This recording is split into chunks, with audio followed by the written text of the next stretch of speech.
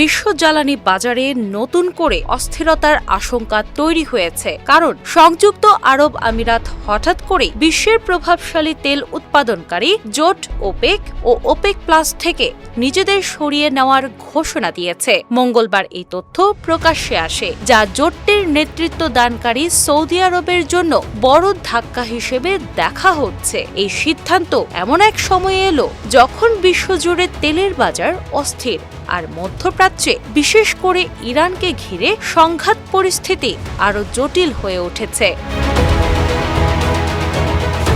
ফলে বিশ্লেষকদের আশঙ্কা, আমিরাতের এই পদক্ষেপ শুধু জোটের ভেতরে বিভাজনই বাড়াবে না, বরং বৈশ্বিক জ্বালানি বাজারেও নতুন চাপ সৃষ্টি করতে পারে।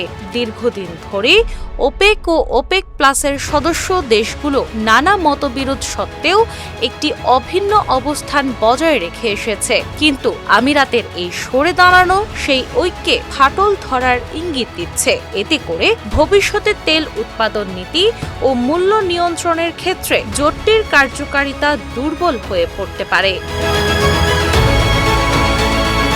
আন্তর্জাতিক রাজনীতির দিক থেকেও এই ঘটনা তাৎপর্যপূর্ণ। বিশেষ করে যুক্তরাষ্ট্রের প্রেসিডেন্ট ডোনাল্ড ট্রাম্প বহুদিন ধরেই অভিযোগ করে আসছিলেন যে এই তেল উৎপাদনকারী জোটগুলো ইচ্ছাকৃতভাবে তেলের দাম বাড়িয়ে বিশ্ব অর্থনীতিতে চাপ সৃষ্টি করে। ফলে আমিরাতের এই সিদ্ধান্তকে তার অবস্থানের একটি পরোক্ষ সমর্থন হিসেবেও দেখা হচ্ছে।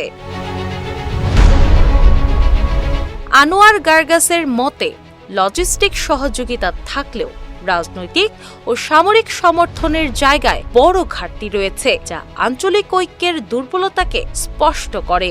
সব মিলিয়ে ওপেক ও ওপেক প্লাস থেকে আমিরাতের সরে দাঁড়ানো শুধু একটি অর্থনৈতিক সিদ্ধান্ত নয়, এটি মধ্যপ্রাচ্যের ভূ রাজনীতি, জ্বালানি বাজার এবং আন্তর্জাতিক শক্তির ভারসাম্যে নতুন প্রশ্ন তুলে দিয়েছে।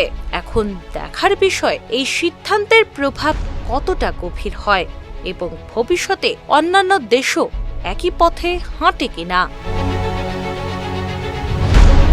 ডেস্ক রিপোর্ট, বাংলা বাজার পত্রিকা।